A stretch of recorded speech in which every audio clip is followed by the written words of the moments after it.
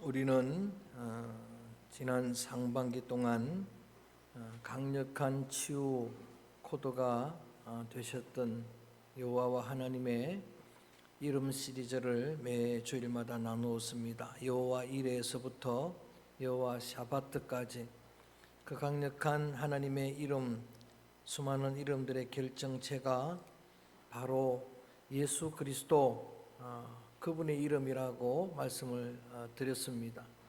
예수님의 이름은 능력인 줄로 믿습니다. 예수님의 이름은 권세입니다. 강력한 치료의 코드 열쇠가 됩니다. 그리고 이제 매 주일마다 예수님이 친히 그 능력으로 권세로 행하시는 그런 생생한 표적, 그 기적의 현장 속으로의 여행을 시작을 했습니다. 그 첫 번째 시간이 바로 갈릴리 가나 혼인잔치에서 물을 포도주 되게 하신 예수님의 첫 표적이었습니다. 이걸 기적이라 하지 않고 표적, 사인이라고 하는 의미는 이 표적을 통해서 만인류의 감독이신 하나님의 사인이 거기에 들어 있습니다. 물이 포도주로 변하듯이 우리 인생이 본질적으로 변화되는 변화의 주체는 예수님 한 분밖에 없는 줄로 믿습니다. 예수님 그분을 인격적으로 만나면 누구든지 다 변화를 받게 됩니다. 물이 포도주가 되는 것처럼 그런 가치 있는 인생으로 사울이 바울 되는 것처럼 그렇게 변화될 줄로 믿습니다. 그리고 지난 시간 오늘 기도자가 기도했던 것처럼 예수님의 또 다른 표적, 38년 된 절망적인 한 인생을 치료하는 베데스다 연못가의 표적의 현장이었습니다. 그리고 그 인생을 친히 찾아오셔서 그리고 그 38년 동안 그를 묶고 있던 사슬들을 끊어버리고 그를 일어나 걷게 했던 그러한 표적을 통해서 하나님이 주시는 사인은 한 가지입니다. 어떤 절망의 인생이라도 예수님을 인격적으로 만나면 그가 새로운 희망을, 새로운 회복의 은택을 얻게 될 줄로 믿습니다. 베데스다는 연못이 아니고 긍휼의 집은 바로 예수님 그분이라는 사인입니다. 그리고 오늘 또다시 표적의 현장 속으로 들어갑니다. 오늘은 여러분이 잘 아시는 가장 유명한 오병이어의 표적입니다. 예수님이 디비랴 바닷가에서 이 한 아이의 작은 도시락 오병, 떡 5개와 물고기 2마리, 그걸 가지고 장정만 무려 5,000명입니다. 어마어마한 표적의 효과이죠. 예수님에게 많은 사람들이 몰려왔습니다. 그들을 풍성하게 먹이고도 그 남는 부스러기가 12강줄이 되는 그런 표적을 예수님이 행해 주셨습니다.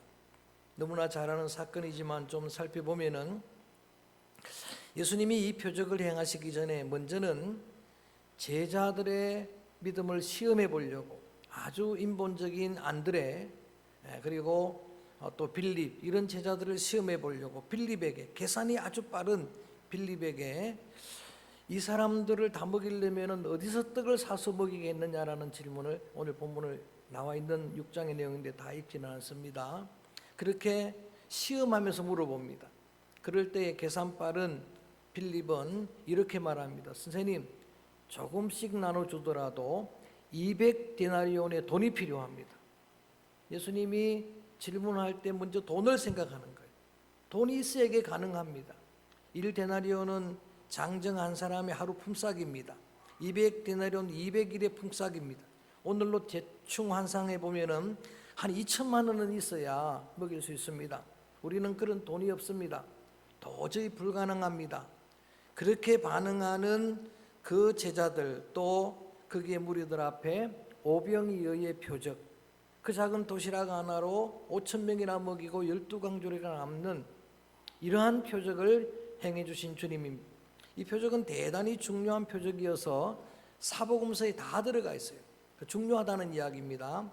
마태복음에는 14장에, 마가복음에는 6장에, 누가복음에는 9장에, 그리고 요한복음에는 6장에 다 들어가 있는데 공관복음, 마태, 마가, 누가복음에서는 예수님이 이 질문을 하십니다. 이 말씀을 하십니다. 제자들에게 따라합니다. 너희가 먹을 것을 주라.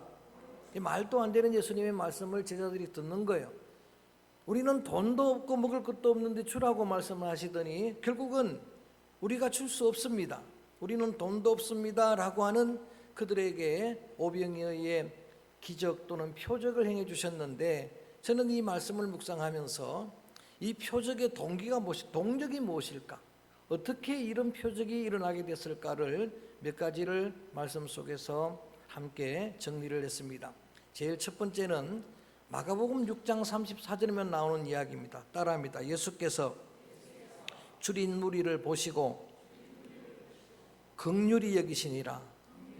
할렐루야. 제일 첫 번 이 표적의 동력은 예수님의 긍휼입니다. 예수님이 불쌍히 여기시니까 된 거예요. 여러분, 긍휼이라는 것은 구약 여호와 이름 헤세드, 야훼 헤세드, 긍휼 자비의 하나님, 그 이름으로 함께 나누는 애이죠. 여러분, 말씀을 반복해서 드립니다마는 완벽한 청년 호세아가 하나님의 명령을 따라서 기생 음탕한 여인 고멜과 결혼을 하게 되죠. 그런데 그 여인이 남편을 버리고 도망가는 거예요. 부정한 자녀를 낳아오는 거예요. 나중에는 아예 종으로 팔려가 버리죠. 그런데 끝까지 하나님은 그 음탕한 여인을 사랑하라, 그 명령을 받고 아예 돈을 주고 사옵니다. 그걸 구속한다는 거예요. 그 사랑을 실천해 보인, 몸으로 보여준 호세아 이야기를 통해서 하나님은 긍휼의 하나님이라, 자비의 하나님이라, 어떤 죄인도 긍휼을 베푸신 하나님이라, 그 긍휼을 알았으면 좋겠다라고 말씀을 주셨는데, 이 하나님의 그 속성인 긍휼을 예수님에게 부어주신 거예요. 예수님의 마음에는 아버지의 긍휼의 마음이 부어진 겁니다. 그래서 예수님이 기적을 행하실 때마다 늘 성경은 그렇게 기록하고 있습니다. 예수님이 그를 불쌍히 여기시니, 그를 보시고 민망히 여기시니, 그를 보시고 긍휼히 여기시니, 기적을 행할 때마다 그런 말씀이 기록되어 있는 거예요. 그러므로 모든 하나님의 기적, 표적의 동력은 한 가지입니다. 주님의 긍휼한 마음입니다. 주님은 저와 여러분 오늘 우리들을 긍휼히 여기시는 주님이신 줄로 믿습니다. 또 하나의 동력은 무명의 이름도 기록되지 않는 한 소년의 헌신입니다. 이름도 기록되지 않는, 이름 모른 한 소년, 오병이어의 주인이 되는, 엄마가 싸준 도시락이에요. 그 도시락 들고 예수님 말씀을 듣는데 자기가 시장한데 먹어야 되는데 예수님에게 내어준, 여러분, 이 헌신이 동력이 되는 거예요. 희생 없는 기적은 없습니다. 십자가 없는 부활은 없는 법이에요. 여러분, 세상의 가치 기준은 내 한 사람이 5,000명분을 먹어야 성공입니다. 이게 세상의 기준이잖아요. 내 한 사람이 5,000명분을 먹어야 성공이라고 세상은 그런 가치관인데, 예수님은 오늘 말씀을 통해서 한 사람이 5,000명분을 먹어야 성공이 아니고 한 사람, 나 한 사람 때문에 5,000명을 먹을 수 있어야 성공이라는 거예요. 제가 여러분 자녀들을 이 시간 축복하려고 합니다. 한번 믿음으로 크게 아멘 하세요. 여러분들은 이 땅을 살아가며 세상 기준대로 여러분들이 5,000명분을 먹어 성공하는 자들이 아니라 여러분으로 인해 많은 사람들이 살게 되기를 축원합니다. 복을 받게 되기를 원합니다. 구원을 얻게 되기를 축원합니다. 한 사람의 헌신이 있었다라고 하는 이야기죠. 그 다음에 또 한 동력을 찾자면은 예수님의 제자 안드레입니다. 베드로의 동생인 안드레는 무엇이 있느냐 예수님이 물을 때에 우리가 가지고 있는 것, 그들을 먹일 만한 200데나리온의 돈은 없지만은 한 아이가 예수님에게 드린 도시락 하나 있습니다. 오병이어 있습니다. 그걸 그대로 이야기를 하는 거예요. 정직하게 보고하는 거예요. 그게 여러분 우리의 기도입니다. 우리의 심령을 감찰하여 통찰하여 아시는 그분 앞에서는 절대로 위선이 통하지 않는 거예요. 그래서 늘 주님 앞에 나올 때에 주님 앞에 정직하게 말하는 거예요. 주님, 나는 병약합니다. 주님, 나는 가난합니다. 주님, 나는 가련합니다. 주님, 나는 죄인입니다. 정직하게 여러분 주님 앞에 고백하게 되면 그것이 동력이 되어서 주님은 긍휼을, 은혜를 베풀어 주실 줄로 믿습니다. 또 하나 말씀드리면 제자들의 순종입니다.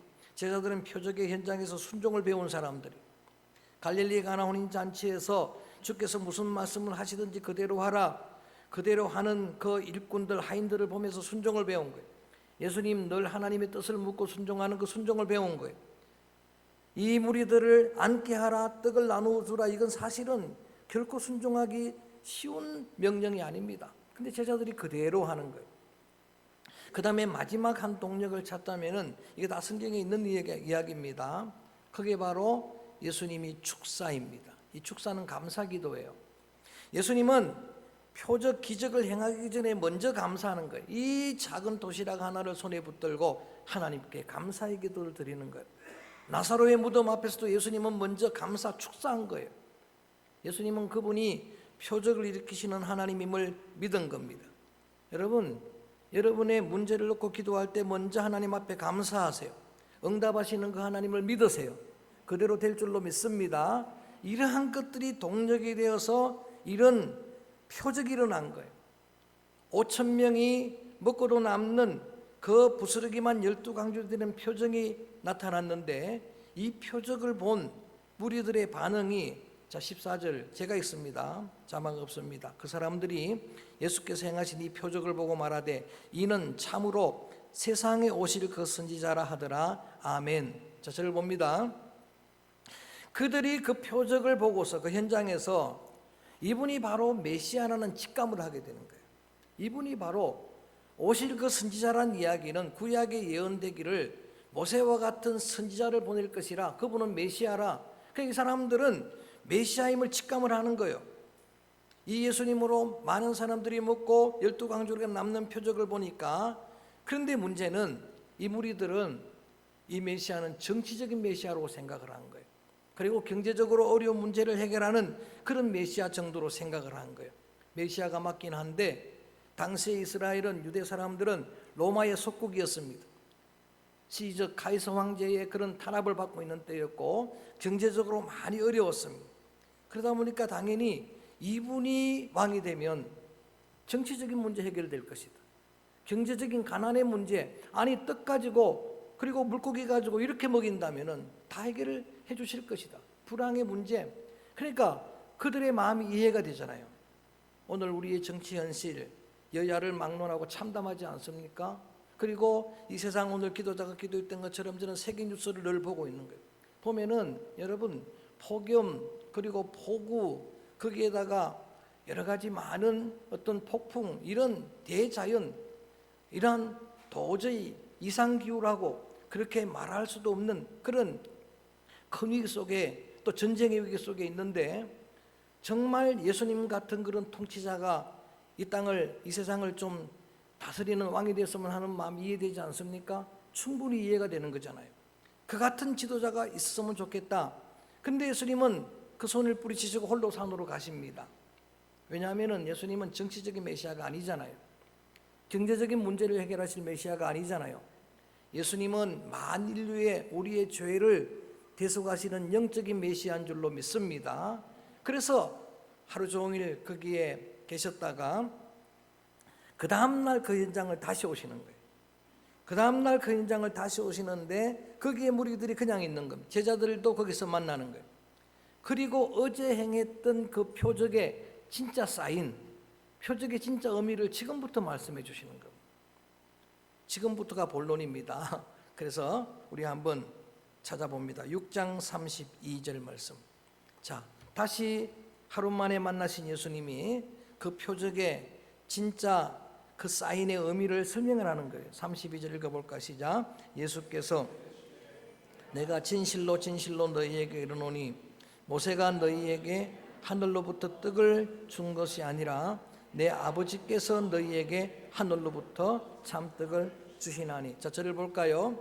지금부터는 그 의미를 설명하는 거예요. 그 사인의 의미를 예수님이 말씀해 주시는 겁니다. 그러면서 제일 먼저 뭐라고 말씀하시느냐?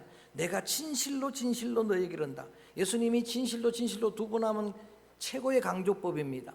중요한 것은 진실로 아멘 네고소이 한 번 하는데 아멘 아멘 네고소이 아멘을 두 번 하면 정말 중요한 거예요.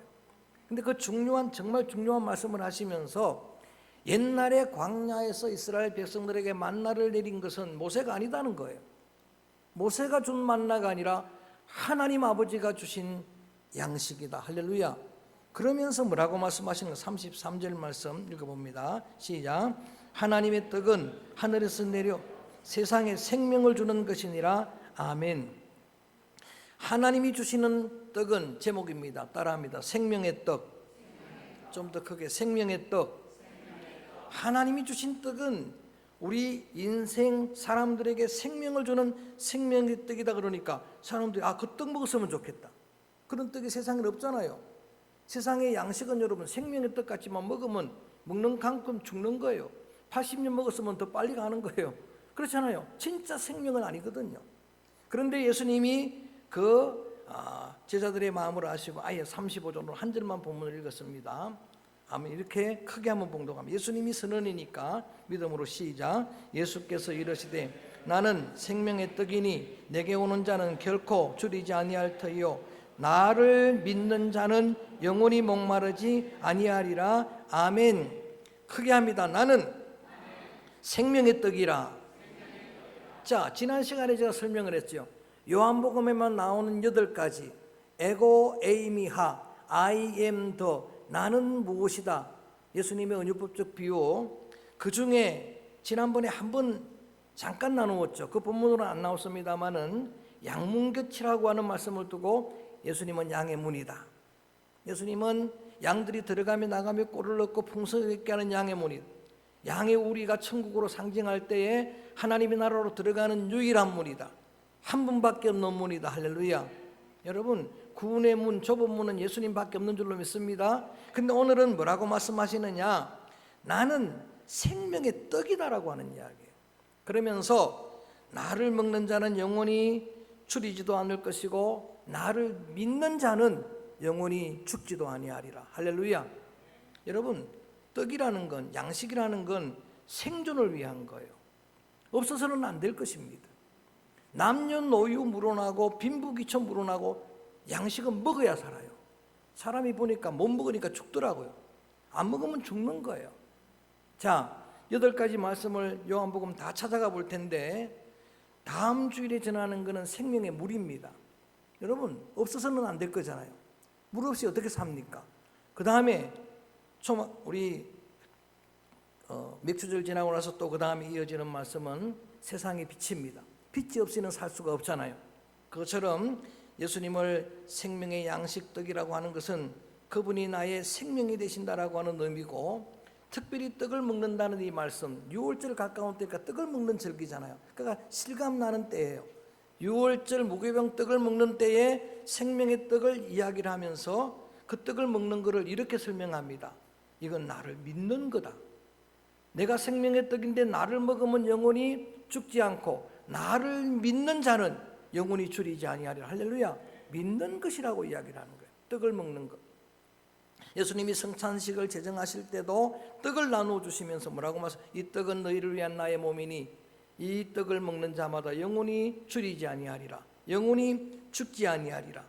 결국은 예수님의 떡을 먹는 게 믿음인데, 믿는 것인데, 이러한 믿음을 예수님은 언제나 늘 강조합니다.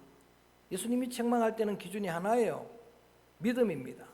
믿음이 적은 자들아, 믿음이 없는 자들아, 왜 의심하느냐, 왜 불신하느냐, 너희가 나를 보고도 믿지 못하느냐. 오늘 그 말씀을 하신 거예요. 그 표적을 행하는 걸 보고도 믿지 아니하느냐. 그러면서 예수님이 이 땅에 오신 하나님의 뜻, 목적을 분명하게 밝혀줍니다. 내가 이거를 위해 이 땅에 왔다라고. 자, 39절 말씀 한번 읽어봅니다. 39절 말씀 크게 한번 읽어볼까요? 시작. 내가 하나도 잃어버리지 아니하고 마지막 날에 다시 살리는 이것이니라. 아멘. 자, 저를 볼까요? 예수님이 이 땅에 오신 목적, 하나님이 예수님을 이 땅에 보내신 뜻, 아버지의 목적은 한 가지. 예수님에게 주신 그 영혼, 하나님이 예정한 그 영혼 중에 하나라도 잃어버리지 아니하고 다 마지막 날에 살리는 겁니다. 하나님의 뜻, 예수님의 뜻은 한 가지예요. 주님이 구원하기로 예정한 모든 영혼을 살리는 겁니다. 구원하는 거예요. 이를 위해 이 땅에 오셨다고, 사람의 몸을 입고 오셨을 뿐만 아니라 지금 열정적으로 사역하시는 거예요. 그 다음에 십자가까지도 하나님의 뜻임을 알았어요. 그래서 예수님이 마지막 겟세마네 동산에서 기도할 때 기도 제목은 한 가지입니다. 이 고난의 잔, 이 십자가의 잔, 이것을 내게서 옮겨달라고 기도하더니 마지막 기도는 내 뜻대로 마옵시고 누구의 뜻대로? 아버지 뜻대로 되기 원합니다. 밤새 기도하시면서 십자가가 아버지의 뜻인 걸 알고 그 고난의 잔을 친히 마신 거예요. 왜냐하면 그래야 아버지께서 내게 맡긴 영혼을 다 구원하니까. 그렇게 예수님이 생명의 떡으로 오셨는데 이제는 이 이야기가 너무 어려운 거예요. 당시 사람들이 그렇게 메시아인 걸 직감을 했어도 이런 영적인 의미를 말씀을 하니까 도대체 알아들을 수 없는 거예요. 그러니까 이 사람들이 수근수근 거리기 시작합니다. 도대체 저분이 누구길래 자기를 생명의 양식 먹으면 영원히 안 죽는 양식이라고 말하는가? 보았더니 그는 정말 평범한 요셉의 아들이고 목수인데 그 수근거리는 걸 아시고 한 번 더 강하게 말씀하십니다. 48절로 넘어갑니다. 오늘은 다른 말씀보다는 생명의 떡이란 말씀은 예수님이 반복해서 계속 말씀하시는 거예요. 48절 크게 읽어봅니다. 시작. 내가 곧 생명의 떡이니라. 아멘. 그러면서 이어지는 말씀 보니까 이스라엘 백성들은 광야에서 만나를 먹고도 죽었는데 나를 먹어야 산다. 나를 먹으면 영원히 죽지 아니하리라. 할렐루야. 내가 생명의 뜻이다. 나는 말씀을 하시면서 결론적으로 말씀을 마무리하면서 51절에 한 번 더 강조하는 거예요. 생명의 떡, 에고에이미를 이 본문에만 반복하는 겁니다. 51절 마지막으로 말씀을 크게 읽습니다. 시작. 나는 살아있는 떡이니 사람이 이 떡을 먹으면 영생하리라. 내가 줄 떡은 곧 세상의 생명을 위한 내 살이니라 하시니라. 아멘. 자, 여러분 어렵죠? 도대체 무슨 말씀을 하신지 잘 모르겠죠, 그죠? 당시의 무리들이 그랬어요. 이 말을 듣는데 도대체 못 알아들으니까 실망을 한 거예요. 그래서 예수님을 다 떠나가는 거예요. 무리들이 다 떠나가는 그런 장면까지가 뒤에 이어지는 거예요. 예수님이 정말 이 표적의 의미를 말씀하시는데 그 의미를 아는 자들이 정말 많지 않다는 이야기입니다. 자, 오늘 예수님을 생명의 양식이라고 말씀을 드렸는데 여러분, 이 양식을 먹는 믿음은 이례적입니다. 단번입니다. 그래서 이 예수님을 정말 여러분 마음에 인격적으로 이 시간 여러분 크게 아멘 하셔야 됩니다. 영접하기만 하면은 누구든지 영생을 얻게 될 줄로 믿습니다. 하나님의 자녀가 되는 권세를 얻는 거예요. 예수님이 십자가에 단번에 우리 죄를 사하신 것처럼 예수님을 영접하는 믿음은 단번에 되는 거예요. 반복할 필요가 없어요. 그냥 믿는 믿음 가지고 그 믿음으로 사는 겁니다. 그런데 그 예수님께서 구원 얻은 예수님의 생명 양식을 먹은 믿음의 성도들에게 날마다 생명 양식을 주시는 게 말씀이에요. 말씀은 영의 양식이에요. 그래서 오늘 이 말씀의 뜻을 모르는 그 무리들이 떠나가는 모습을 보고 안타까워서 예수님이 제자들에게도 도대체 어려운 이 말씀을 듣고 무리들이 떠나가는데 너희들도 가겠느냐라고 하니까 베드로는 은혜를 받았거든요. 요한복음 6장 18절입니다. 읽지는 않습니다. 거기에 보니까 베드로가 유명한 말은 제가 요절로 외운 말씀이에요. 주여 영생의 말씀이 계신데 우리가 누게로 가겠습니까? 말씀이 생명의 양식이라는 거예요. 말씀과 함께 주님은 성령을 부어주시는 주님을 믿습니다. 성령은 생명 양식이에요. 여러분, 주님이 생명 양식이 되시고 또 말씀이 내 영을 살리고 생동하게 되는 생명의 양식이 되시고 우리의 시들은 영혼을 살리는 성령이 생명 양식을 되심을 믿는 믿음이 중요한 거예요. 그래서 오늘은 이 찬양을 드리려고 해요. 그분이 내 생명의 양식임을 나는 믿습니다. 하나님의 말씀은 꿀과 송이꿀보다 더한 생명의 양식임을 나는 믿습니다. 날마다 기도할 때마다 부으시는 성령님은 나를 시든 영혼을 살리는 생명 양식임을 믿습니다. 오늘 그 믿음의 고백을 담아서 나는 믿네 이 찬양을 한번 드리는 거예요. 예수님이 생명 양식 되심을 나는 믿습니다. 크게 한번 찬양합니다.